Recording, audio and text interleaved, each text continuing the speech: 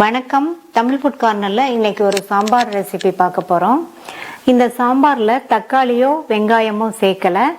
இந்த சாம்பார்ல நம்ம வழக்கமா யூஸ் பண்ற சாம்பார் பொடி சேர்க்காம ஒரு பொடி வறுத்து அரைச்சு சேர்த்துருக்கிறதுனால நல்லா வாசனையாகவும் ரொம்ப சுவையாகவும் இருக்கும்.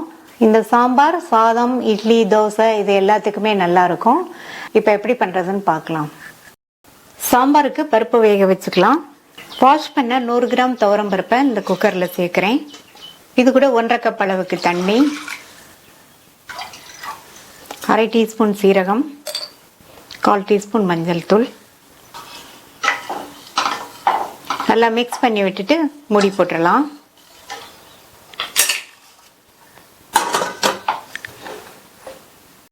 ஸ்டீம் வந்ததுக்கு அப்புறமா வெயிட் போட்டு மீடியம் ஃப்ளேம்ல 4 விசில் வரட்டும். ஒரு சின்ன லெமன் சைஸ் அளவு புளிய 1/2 கப் தண்ணியில ஊற வச்சு நல்லா கரைச்சு வடிகட்டி எடுத்து வச்சுக்கலாம்.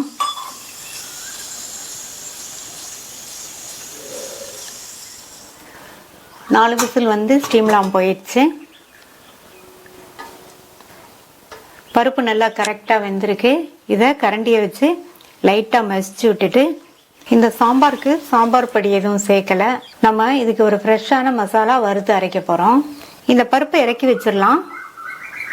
இந்த பேன்ல 1 டீஸ்பூன் எண்ணெய் சேர்த்து சூடாகட்டும். சூடானதுக்கு அப்புறமா இது கூட 2 டீஸ்பூன் கடலைப்பருப்பு, 1/2 டீஸ்பூன் உளுந்து சேர்த்துக்கோங்க, 2 டீஸ்பூன் கொத்தமல்லி விதை, இது கூட ஒரு 7-8 போல வெந்தயம் சேர்த்துக்கோங்க. கூடவே 4 காஞ்ச மிளகாய், ஒரு 5-6 கறிவேப்பிலை இலைகளை சேர்த்துட்டு நல்லா கருகிராம வறுத்துக்கணும். மிதமான தீயில வச்சு வறுத்துக்கலாம்.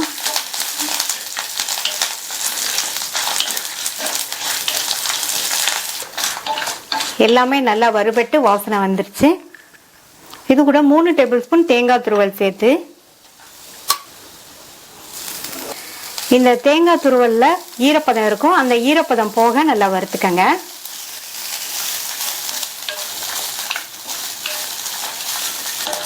இப்ப ஈரப்பதம்லாம் போயிடுச்சு.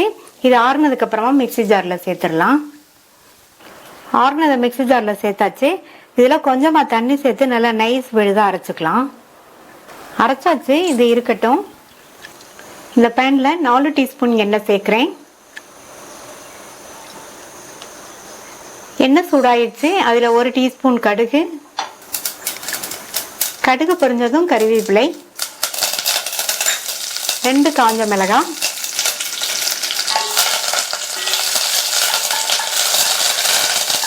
இந்த சாம்பார்ல நான் வெங்காயம் எதுவும் சேர்க்கல, காய்கள் மட்டும்தான் சேர்க்க போறேன். கொஞ்சமா முள்ளங்கி, 4-5 பீஸ் முருங்கைக்காய், கட் பண்ண 2 கத்திரிக்காய், கட் பண்ண ஒரு சின்ன பீஸ் கேரட் எல்லாத்தையும் இதுல சேர்த்துடலாம். காய்களை சேர்த்துட்டு இது கூட 1/4 டீஸ்பூன் பெருங்காய பவுடர் சேர்த்துக்கலாம். சேர்த்து அந்த வெஜிடபிள்ஸ் எல்லாம் ஒரு 2 நிமிஷத்துக்கு நல்லா வதக்கி விட்டுக்கங்க.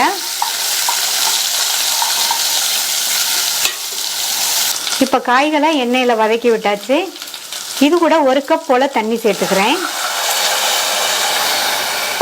நம்ம சேர்த்திருக்கிற இந்த காய்களுக்கு மட்டும் தேவையான அளவு உப்பு சேர்த்து நல்லா கலந்து விட்டுட்டு மூடி வச்சிருங்க. நம்ம சேர்த்து அந்த காய்கள்லாம் பாதி அளவுக்கு வெந்து வரட்டும்.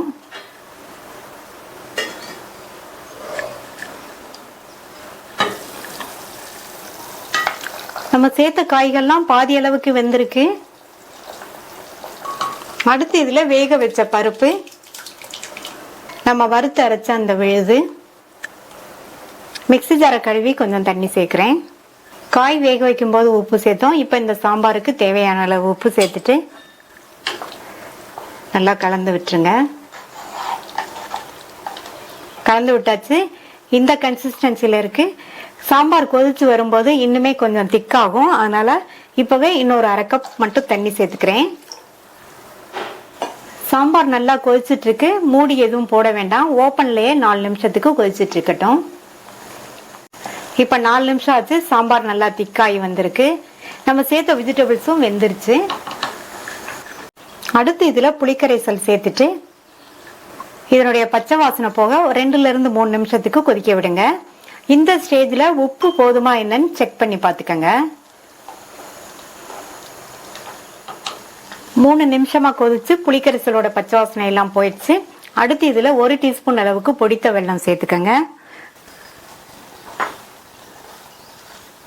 நல்லா கலந்து விட்டலாம். சாம்பார் நல்ல கமகமன் வாசனையா இருக்கு. இந்த மாதிரி செஞ்சு பாருங்க, சூப்பரா இருக்கும் டேஸ்ட். கடைசி அதுல கொத்தமல்லி இலைகள் சேர்த்துட்டு ஸ்டவ் ஆஃப் பண்ணிடலாம். நல்ல கமகமன் வாசனையா தக்காளி வெங்காயம் சேர்க்காத சுவையான சாம்பார் ரெடி ஆயிடுச்சு. நீங்களும் ஒரு தடவை தக்காளி வெங்காயம் இல்லாம இதே மெத்தட்ல சாம்பார் ட்ரை பண்ணி பாருங்க. ரொம்பவே சூப்பரா இருக்கும். ட்ரை பண்ணி பார்த்துட்டு உங்க கமெண்ட்ஸை சொல்லுங்க. இதுவரைக்கும் தமிழ் ஃபுட் கார்னர் சேனலை சப்ஸ்கிரைப் பண்ணாதவங்க சப்ஸ்கிரைப் பண்ணிட்டு பக்கத்தில் உள்ள பெல் பட்டனையும் கிளிக் பண்ணிக்கங்க. தேங்க்யூ.